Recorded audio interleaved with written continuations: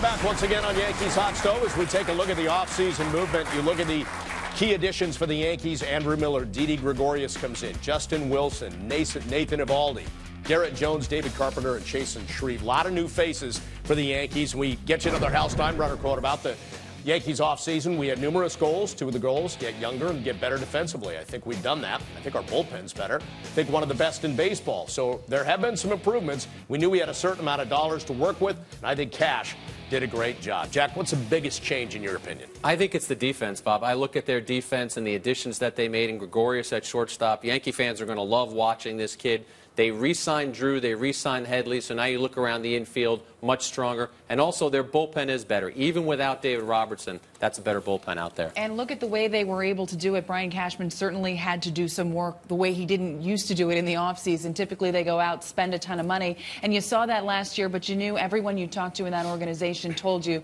they're not going to go out and spend $500 million this year. It's just not realistic. It wasn't going to happen. So a lot of fans saying, look, they're rebuilding, they're rebuilding. They're not rebuilding, they're retooling. They're still spending about $200 million on a roster. So time will tell whether or not those moves make sense and they work for the Yankees, but they did manage to kind of turn over this roster when you wondered, were they going to be able to do anything? Well, Hal is right. They got younger, and they needed to do that the last couple of years, so you congratulate them for that. We'll see how these young guys play. But the biggest difference for me is going to be going down to spring training and no Derek Jeter for the first time in a long time. That's going to be a big-time adjustment. This team will have a new personality. Not that that is bad, but it's definitely a new time in Yankee baseball.